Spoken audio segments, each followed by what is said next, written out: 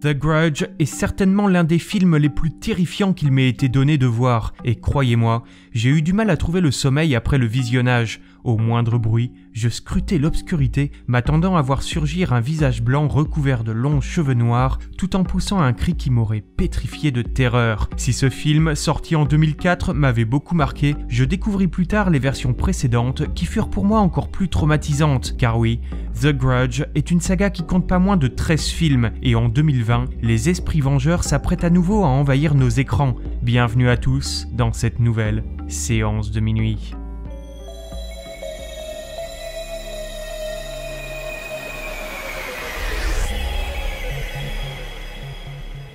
C'est en 2000 que Takashi Shimizu réalise pour le marché de la vidéo Ju-Han the Curse. Dans ce film, il y développe l'histoire d'une légende urbaine bien connue au Japon et dans lequel une maison est hantée par les esprits d'une femme et d'un petit garçon qui y ont été sauvagement assassinés. Le film est composé de plusieurs petites histoires dans lesquelles des personnages différents se retrouvent confrontés à de terrifiants événements en lien avec cette maison. La même année, le même réalisateur sortit la suite Ju-Han the Curse 2 et dans lequel il revient sur la terrible malédiction qui pèse sur cet endroit. En 2002, Takashi Shimizu continue d'explorer cet univers au travers d'un film qui sortira cette fois dans les cinémas japonais, Ju-Han the Grudge. Tourné avec plus de moyens, c'est à partir de celui-ci que cette saga devient vraiment terrifiante. Le côté théâtral des deux films précédents est mis de côté et l'on a cette fois droit à un véritable film d'épouvante à l'image beaucoup plus travaillée. Une suite, Ju-Han the Grudge 2, sortira en 2003. Avec le succès qu'auront ces deux derniers films, la compagnie américaine Ghost House Pictures, créée entre autres par Sam Raimi, se lance dans la production d'un remake. Le réalisateur accepte mais demande à ce que sa licence soit respectée. Il sera à nouveau derrière la caméra et l'action du film se déroulera au Japon. Ce qui sera d'ailleurs l'un des points forts du film, car le fait de ramener des acteurs américains dans un pays et un contexte qui n'est pas le leur accentue encore plus le côté oppressant de l'histoire. Le personnage principal, joué par Sarah Michelle Gellar, semble ici perdu et sans repère, et l'histoire de fantôme à laquelle il va être confronté prend alors une tournure encore plus inquiétante. Le film est très réussi, et bien qu'ayant été américanisé, l'histoire conserve malgré tout son âme nippone. Il en résulte un film à l'atmosphère pesante et tendue dont vous vous souviendrez très longtemps. Les versions japonaises des films connaîtront plusieurs suites. Tales from the Grudge, sorti en 2006, The Grudge le fantôme blanc, sorti en 2009, suivi la même année de The Grudge le fantôme noir. En 2014, c'est Ju-Han le commencement de la fin, suivi en 2015 par Ju-Han la malédiction finale. Et en 2016, arrive un film assez improbable dans lequel Kayako, le fantôme de Ju-Han, va se confronter à une autre figure emblématique du cinéma d'horreur japonais, Sadako, issu de la saga des films The Ring. Il en résulte un crossover sympathique, mais néanmoins facilement oubliable.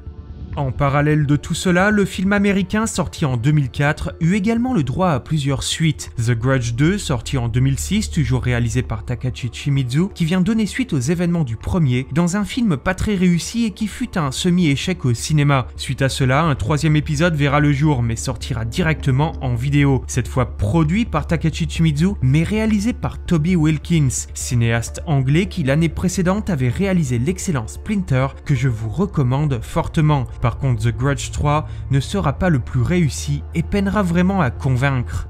En 2011, quelques rumeurs firent leur apparition sur internet. Un quatrième film The Grudge serait en préparation et celui-ci serait un reboot complet de la saga. L'annonce apparut sur plusieurs sites jusqu'en 2014, mais le film ne donna aucun signe de vie. Mais en 2017, le projet refait surface. Le film a été réécrit et le tournage débutera en 2018. The Grudge sera donc bien de retour. Le film était prévu pour sortir en 2019, mais finalement repoussé à 2020. Sobrement intitulé The Grudge, le film sera réalisé par Nicolas Petch, un réalisateur déjà habitué à l'horreur nippone puisqu'il avait en 2018 adapté la nouvelle Piercing de l'auteur Ryu Murakami. Le film sera à nouveau produit par Sam Raimi et au casting, nous retrouverons une figure bien connue des fans de l'épouvante, Lin Shaye, qui a déjà fait ses preuves dans des films comme Critters, Les Griffes de la Nuit et dernièrement Ouija et Insidious.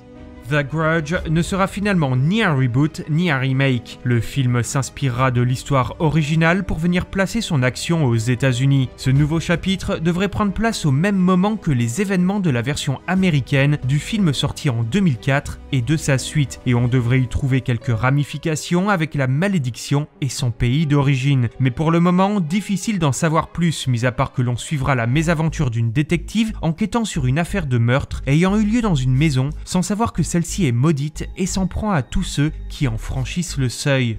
Ce film va donc venir agrandir la mythologie de cette saga, et le réalisateur a également confirmé que The Grudge serait également connecté au chapitre japonais précédent et qu'il avait réussi à en capturer l'essence tout en créant quelque chose de nouveau. Les personnages devraient donc être confrontés à une nouvelle entité, mais en regardant le casting de plus près, on peut voir qu'une personne a été castée pour incarner Kayako, le nom de l'esprit original de la saga. Il ne nous reste plus qu'à patienter pour comprendre comment Nicolas Petch a réussi à assembler tout cela ensemble, bien qu'en regardant le trailer, on peut déjà y voir quelques indices, avec notamment une référence à la maison des Williams au Japon au début de cette bande-annonce.